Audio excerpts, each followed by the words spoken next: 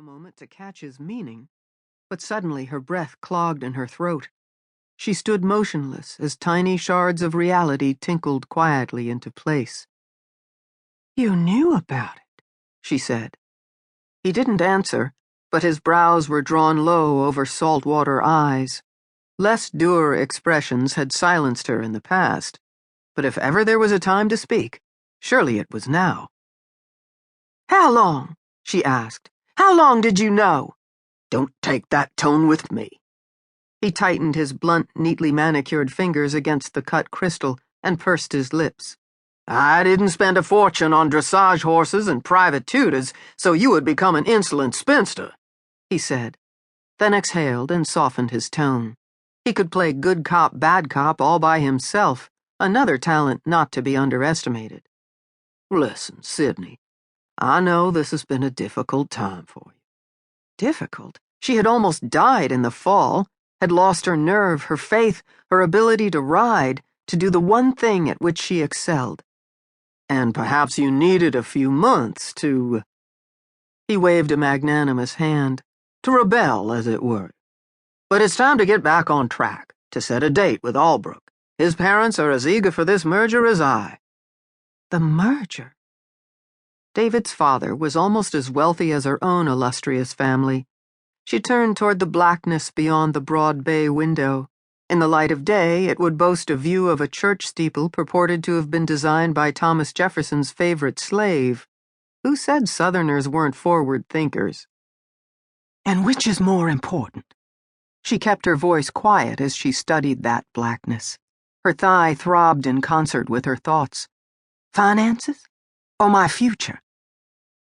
At 7 years of age, she had asked for a lemonade stand.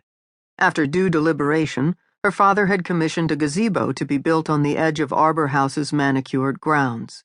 She had manned the booth with terrier-like dedication, but there was little foot traffic in Middleburg, Virginia. By the end of the first week, tired and discouraged, she had been informed that she was $12,474 in arrears. In the future, it would be wise to leave the finances in more capable hands.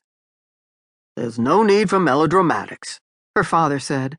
"I understand your disappointment with David, but I've invested too much to change course now." "Disappointment?" She twisted toward him, but pulled cautiously back from the terrifying brink of emotional release. "Is that what you call it when you find your betrothed Sidney!" It was the first time in her memory that she had heard him raise his voice. "I'll not have you using that foul language in my home." "Your home?" "Yes, and if you hope to inherit 1 square inch of it, young lady, you will grant me the respect I deserve." Her chest hurt suddenly, a strange raw ache near her heart. "Even though you've no compunction about marrying me off to the highest bidder?" "I didn't know that living well had become so abhorrent to you." "I believe there might be a difference between living well and prostituting oneself to—" He slammed his glass onto the dark walnut of his ancient desk. She jumped, heart racing. "What is this hideous racket?" The words were hissed. Gloria Wellesley had never reached the 5-foot mark, but size had rarely mattered where she was concerned. Silence, as usual, followed in her oppressive wake. "You tell her," Leonard challenged. Sidney faced her grandmother. By comparison, her father was as cuddly as a Labrador.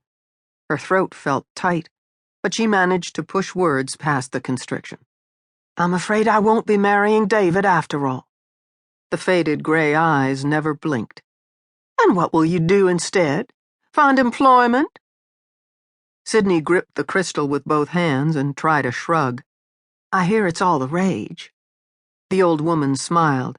"Well, that's excellent, then. I'm sure you will further the Wellesley name admirably. Perhaps you would like to try your hand at lemonade again. Or dare we hope Mr. MacDonald is in need of another employee?" Nerves tangled, stirring toward anger. "I'm sure there are viable options other than fast food establishments." "Viable options? Such as what? Becoming a dancer? Like your mother?" It had taken Sidney 43 agonizing days to relearn to walk. She would never, the doctors told her, ride again. But the cruelty of her grandmother's words